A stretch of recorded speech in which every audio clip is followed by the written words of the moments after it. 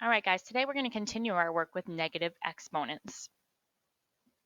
In general, for any number x and any negative integer n, x to the negative n is 1 over x times 1 over x n times. That's what we developed yesterday, so this part should be super easy.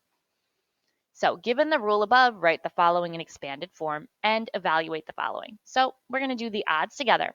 8 to the negative first would be equal to 1 over 8 to the first. And 8 to the first is just 8, so we get 1 over 8. You could rewrite that again as a decimal if you wanted. And if you do 1 divided by 8,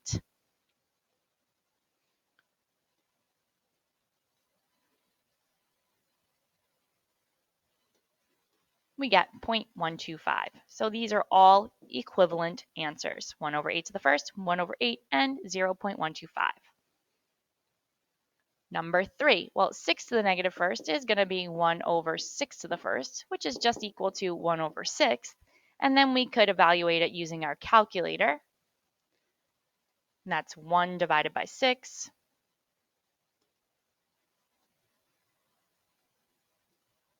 This calculator doesn't like me. 1 divided by 6 equals 0.1666666. It turns into a 7 at the end because it's rounding, so it's 0.16 repeating, just the 6 repeating. All right, number 5, 10 to the negative second is equivalent to 1 over 10 squared, which is 1 over 100, which is 100th, or 0.01. Looks like a 100 backwards if we got rid of that decimal. All right. We now have a 7. So now we have another rule. In general, for any number x and any negative integer n, 1 over x to the negative n is x times x times x n times. So because the negative's in the denominator, it turns into the reciprocal of that and puts it in the numerator. So 1 over 12 to the negative first is the same as just 12 to the first. So it's just 12. Number 9. And 1 over 15 to the negative second is just 15 squared. And 15 squared is 225. So we can think of it as if we have a negative in the numerator, put it in the denominator, it becomes positive. If we have a negative in the denominator, put it in the numerator, it becomes positive. Number 11, 14 to the negative second would just be 14 squared, and 14 squared is 196. Okay, another rule, in general, for any numbers x and y, any negative integer n, x over y to the negative n is y over x times y over x n times. So again, it's just doing the reciprocal of the base to get rid of that negative exponent.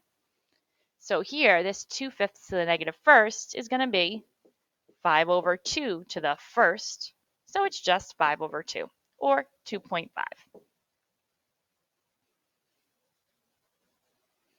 Number 15, 4/3 to the negative third is 3/4 to the third.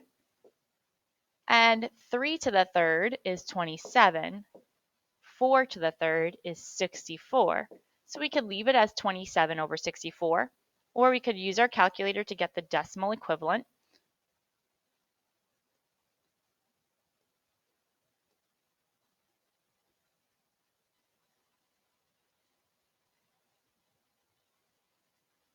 And that's 0.421875.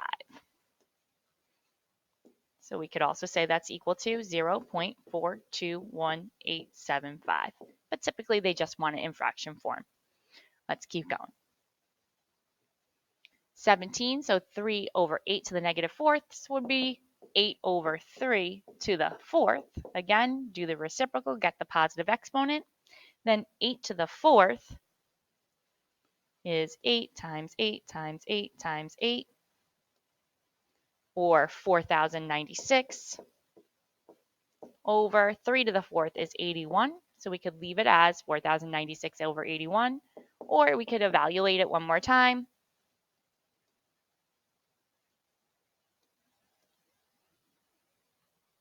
And we get 50.5679. So I'm going to say approximately 50.57. All right.